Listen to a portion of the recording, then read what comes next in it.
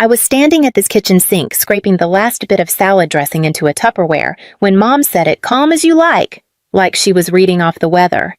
"We're out of oat milk again. Can you pick some up on your way home from work?" I didn't look up. I just pressed the lid down and asked, "Is this for you or for Lauren's hormones?" She didn't laugh. She never does when it's about Lauren. "It's for her tea," she said, folding the grocery list like it was a church bulletin. "She needs to relax before her flight." I paused. "What flight to Reykjavik? Didn't she tell you a beat? It's for her women's retreat." "Iceland. Cold air is good for resetting cortisol levels." The faucet kept running. My hands were wet. I turned around slowly. "She's going to Iceland." Mom blinked like I'd asked something odd. "Just a few days. Spa resort. It's all very holistic. She's been so stressed lately, Cassie." I stared at her. Iceland, spa, holistic, stressed. That was the word she used. Not irresponsible. Not unemployed for 19 months. Not the reason I've been covering the mortgage, the groceries, the phone plan, the utilities, and apparently now the oat milk for Icelandic hormonal balance. How's she paying for it? "She won it," Mom said quickly. "A raffle or something online." "Of course she did. She won a retreat to Iceland in a raffle," I repeated. "Yes." A pause. "Don't sound so skeptical, Cassie. She deserves something good." I dried my hands slowly. The edge of the dish towel caught on my ring. "When I got promoted to team lead last year, you said congratulations and then asked if I could help with the water bill. That was your whole response." Mom's face tightened. "That's not fair." "No," I said. "It isn't." From the hallway, I heard the jingle of keys. Lauren breezed into the kitchen like it was her private runway. She was wearing the parka I gave her last Christmas. The one she said was too boring. She looked radiant. She opened the fridge. "Where's the oat milk?" I didn't answer. Mom handed her the folded list. "Cassie's picking some up." Lauren kissed her cheek. "Thanks, sis," she said without looking at me. Then she floated out the door just like that. I watched the door close behind her. The silence after felt heavier than before. "I thought she was broke," I said. "She needed the trip," Mom replied. "You don't understand how hard it's been for her staying home all day." I didn't argue. The sink was still running. I didn't turn it off. Because deep down, I knew something was off. Not just this trip, not just the oat milk. It had been off for a long time. I just didn't want to be the one to say it. Not yet, but that was about to change. The next day, I searched Retreat Iceland raffle just to see if it was a real thing. It wasn't. I wasn't surprised. I asked Mom about it again over dinner casually. She was reheating something frozen and pretending it was homemade the way she always did when she wanted to look like she was holding the household together. So, what kind of raffle was it? She blinked, then looked down at the microwave like it had just said something inappropriate. "Just a travel sweepstakes thing," she said. "You know how Lauren is with those online entries. She's always entering something." I took a bite of dry meatloaf and nodded slowly. Funny she didn't say anything. She usually brags about things like that. Mom gave me a look. "She probably didn't want to upset you. You've been working so hard lately." That was new. Concern. "I'm not upset," I said, and I wasn't. Just tired. Tired of being treated like the backup generator of the household. Always humming, always running, only noticed when something breaks. The next morning, the credit card company called. I was in a meeting when I saw the number flash across my phone. I let it ring twice, then answered something in me said I shouldn't wait. "This is Andrea from Goldline Credit." The woman said polite but firm. "We're calling to verify some activity on your account." I stepped out of the room. "What kind of activity?" "Multiple high-value transactions out of Reykjavik, Iceland," she said. "Luxury lodging spa services retail." "Just confirming you're traveling." I closed my eyes. "No," I said. "I'm not." A pause on her end. "Would you like to freeze the card?" "Yes," I said, immediately. $24,000. That's how much had been charged to my gold card in under 3 days. I scrolled through the itemized report she emailed me: boutique hotel, private tour, thermal spa, 4 restaurants, and something labeled Glacier Heli Excursion. I forwarded it to myself, then printed it at home. I left the pages on the table where Mom always read her paper. I didn't say anything. That evening, I came home to a strangely calm living room. Mom was folding laundry with extra purpose. Dad, who rarely spoke unless ESPN was on, cleared his throat. She didn't mean anything by it, he said. I waited. The card was just lying there. You always leave it out, Mom added. It's not like she stole it. I picked up the page from the table, held it up. $24,000 in 3 days. She thought it was expiring, Mom said quickly. She didn't want it to go to waste. I stared at her. She said that I asked. Mom hesitated, more or less. I didn't say another word, just picked up the paper and went upstairs. On the voicemail, Lauren's voice was chipper. Hey, sis, she said. Looks like the card stopped working. Can you fix that? I still need to book the ice cave tour. Love you. She hung up without waiting for a reply. I didn't tell them right away that the card was frozen. They found out the next morning when Lauren called from the hotel lobby. Mom was in the living room pouring her third coffee of the day. The mug said, Grateful Heart on the front. She says her card isn't working. Mom said, phone to her ear. I didn't look up from my laptop. No, it isn't. She blinked. You turned it off. I reported it stolen. I said calmly. Dad from his recliner. That seems excessive. She took it without asking, I replied. That's theft, last I checked. Mom's voice was tight. You always overreact. Lauren called again. I didn't answer. She left a voicemail. Seriously? You canceled it. I have things booked, Cass. That's incredibly immature. I was going to get you something. That last part, I don't know why that made me laugh. Maybe because it was said with such confidence, as if a t-shirt from a tourist shop justified $24,000 in unapproved charges. Later that day, Mom knocked on my bedroom door. She hadn't done that in years. We need to talk, she said. I shut the laptop. She stepped in and sat down like she still had authority in the room. She's stranded. She's in a 5-star hotel. She has no food money. She ordered truffle risotto last night. It's on the invoice. She's your sister. That again. That ever-reliable script. Family. Obligation. The eldest daughter as contingency plan. I sat up straighter. Do you remember when I was in college and got that stomach ulcer from working 3 part-time jobs? Mom looked uncomfortable. You're bringing that up now. I called you crying, I said. I needed help with a hospital bill. $2,000. Silence. You told me Lauren needed braces more. She pressed her hands together. That was a different time. It was always a different time. She looked older in that moment, not just tired, but exposed.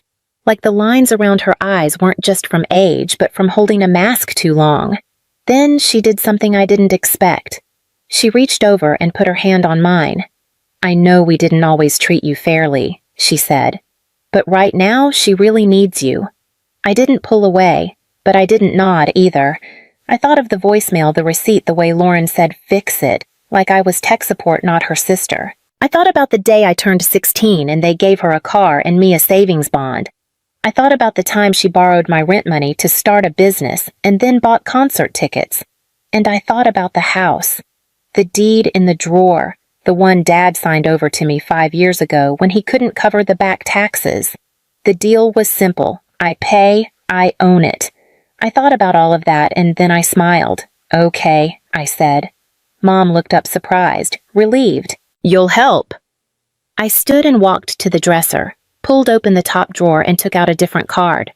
Black, clean, unused. This one's still active, I said, handing it to her.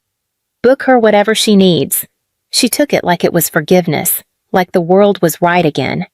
I watched her leave the room, and then I picked up my phone and called someone I hadn't spoken to in a while. Grandma, I said, are you still looking for kitchen help at the cafe? The next few days were strangely quiet. Lauren's calls slowed down after the third voicemail. She'd moved from cheerful to annoyed to something that sounded like passive apology. She never said the word sorry, but there were enough sighs and drawn-out pauses to let me know she thought that counted. Mom started moving with a little more softness. Less commanding, more suggestion, like offering a cup of coffee when I came home. Like asking how work was but not waiting for the answer. And me, I smiled. I nodded. I said yes. I handed them a card. It wasn't the gold one.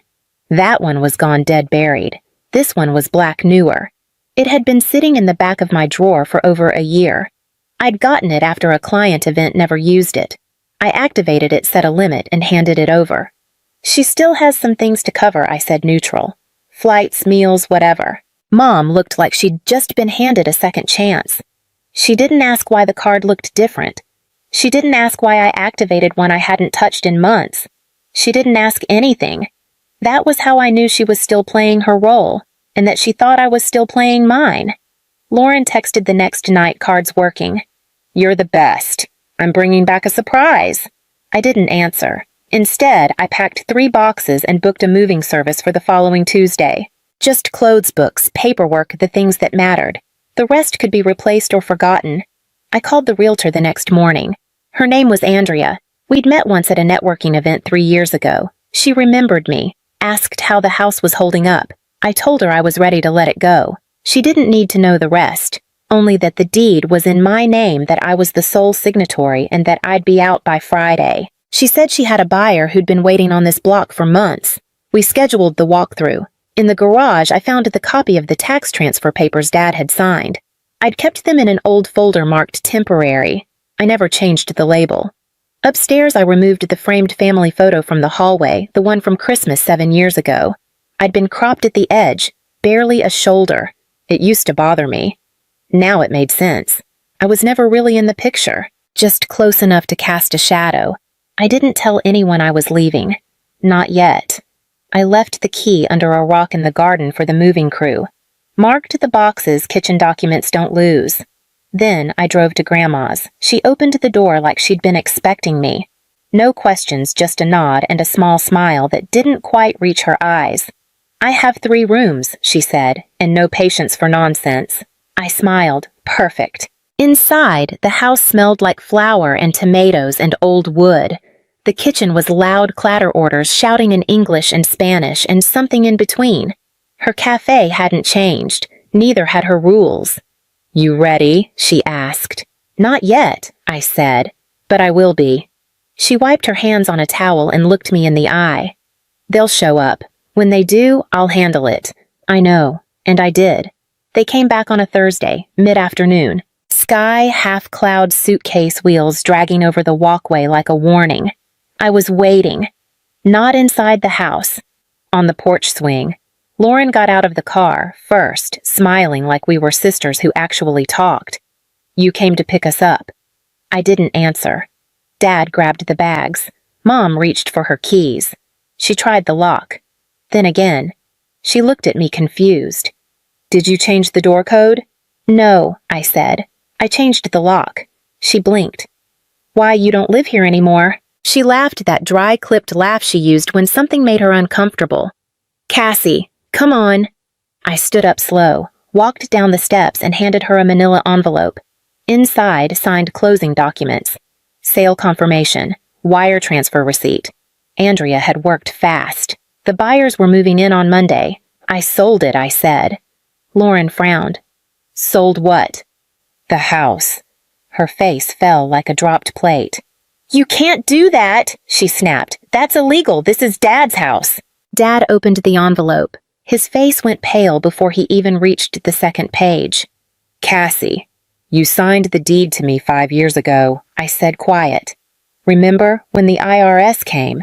He opened his mouth, closed it, sat down on the curb like he needed air. Mom's voice sharpened. You had no right. I looked at her, and for the first time in years, I didn't flinch.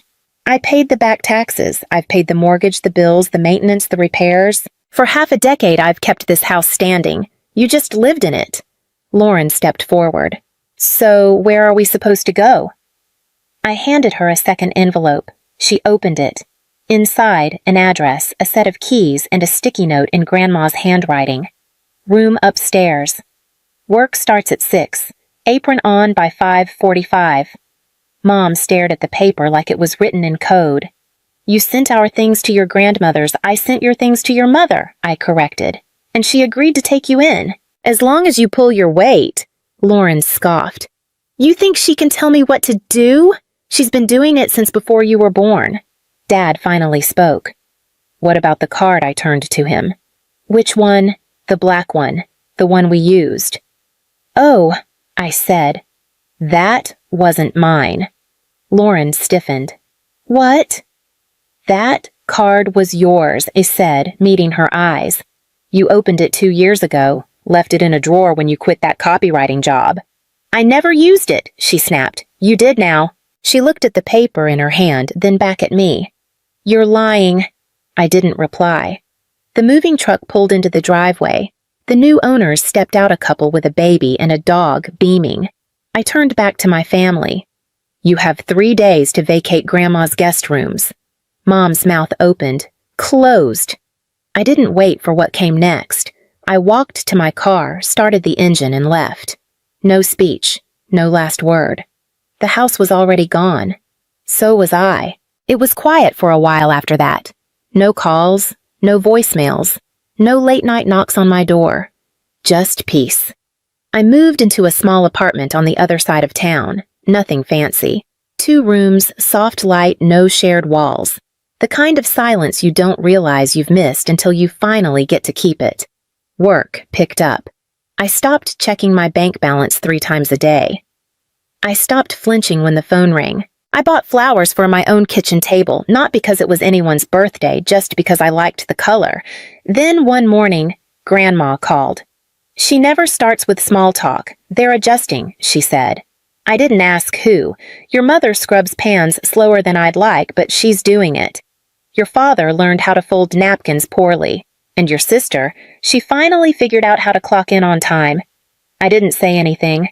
Grandma sighed. They're not saints, but they're different.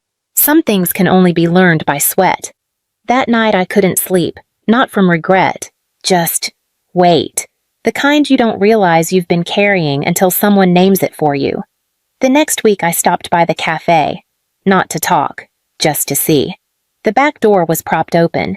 The usual smells, garlic oil, yeast wrapped around me like a coat I hadn't worn in years.